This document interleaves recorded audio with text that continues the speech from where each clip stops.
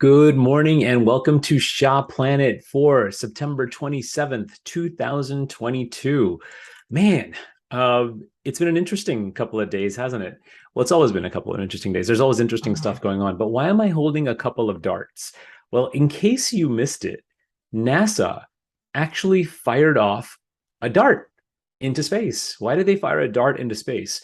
Well, if you've ever seen the movie Armageddon, and if you know that Ben Affleck and Liv Tyler and I think Bruce Willis are all on this quest to basically stop this asteroid that's about to collide with Earth. I think Deep Impact was another one where Morgan Freeman was the president when all this was going on. Well, NASA decided, we're not going to wait for that to actually happen. We're going to actually fire a dart into space.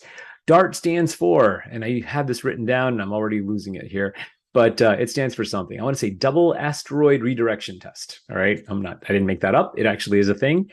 It's the size of a vending machine going off and actually trying to hit an asteroid. It's probably not going to destroy it, but it's enough just to redirect it enough.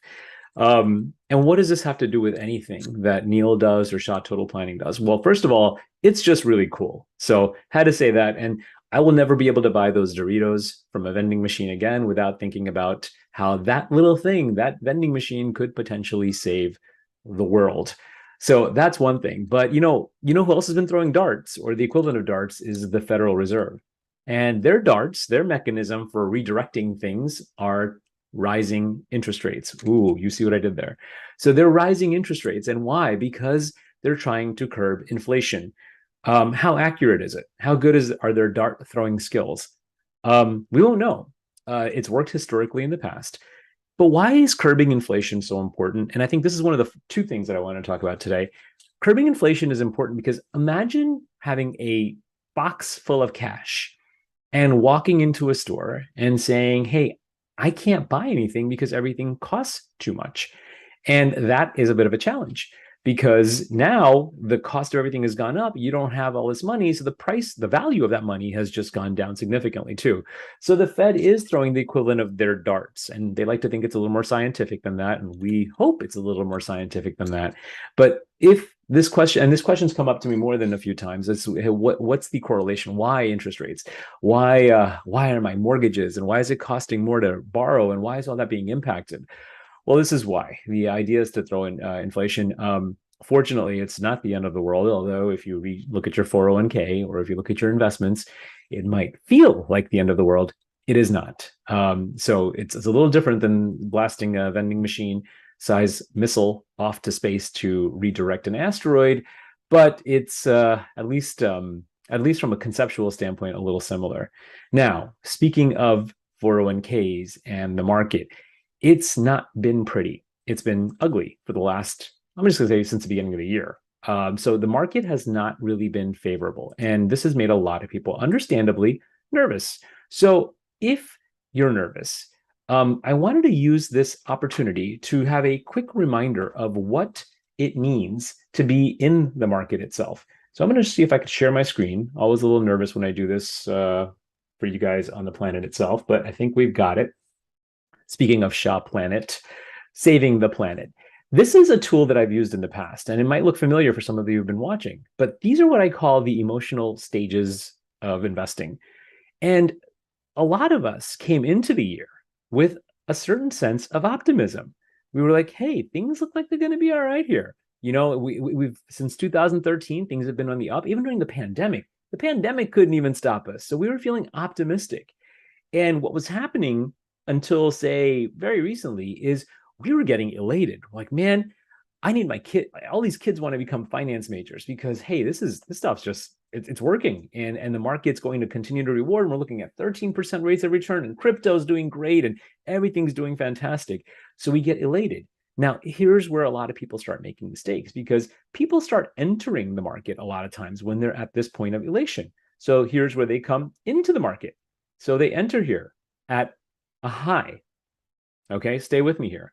And then what happens is things start going down a little bit. And then you start seeing that this same level, even though you were optimistic at this level before, now at that exact same level, you start getting a little nervous because of where we came from. And most of us are going to stay disciplined, and we're not going to do anything different or anything rash at that time. But then what happens is we start becoming fearful. And wow. And I don't know where we are from a market standpoint. We are absolutely positively down from the market, right? So if we are down, are we nervous? Are we ready to bail? Are we ready to cut bait? Well, look, I mean, right now we are in bear market territory. We had another day of really bleak milestones in the stock market. The S&P closed to its lowest close of the year. And as I said, we're down like 20% off the peak, hence that whole bear market vernacular. So people get fearful, and now is it time for me to exit?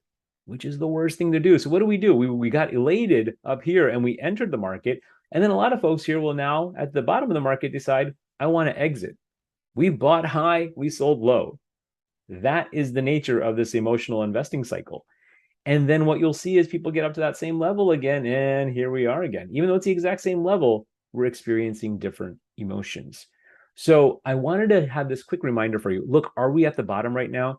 You know, all indications and all gurus who really know nothing, quite frankly, but their academic research and sort of the general consensus is we're not at the bottom. There might be a little bit more pain. How much more pain? We don't know. So are we at this point in the cycle? Are we at this point in the cycle? Are we at this point in the cycle? We don't know. I can tell you certainly we're not at the upper end of the cycle right now. So I don't know if we're at the lower end of the cycle. So what do we do about this if we don't know what our emotions are going to? If we don't know where we are in the cycle? Well, the key is to be consistent, and the key is to be disciplined with your financial plan. Sometimes we need help with this, right? Sometimes we need to have a sounding board, and if that's something that you need, obviously that's what we do. We're here for you. But the key here is be disciplined. Have your financial plan in place. If you're on the cusp of retirement, and this means you need to work a little bit more, that's probably a conversation that you need to have. If you're on the cusp of retirement, I would argue that you probably shouldn't have been as aggressively invested in these so that you're not feeling the 20% pinch. But look, that happened. If you've got a lot of time left, well, that might not be such a bad thing right now. We might actually be happy right now because now it's like things are on the clearance rack and you can get in on the clearance rack level too. So just know what your knowledge is the antidote. Confidence is the antidote. Faith is the antidote to a lot of this fear, right? So if you have any questions about this, don't hesitate to reach out. This is what we do. A couple of quick things. We are working on our year-end tax planning webinar. So that's going to be up. And then for those of you who are clients of Shah Total Planning, and particularly on the wealth management side, be on the lookout because Thanksgiving is right around the corner and we are doing our pie day again. So get ready with that little pie selection itself. I know it's a little early to think about Thanksgiving, but we got to place a pie order. So be on the lookout for that too. Again, I'm Neil Shah with Shah Total Planning. Thank you so much for tuning in. I hope to see you next week. And until then,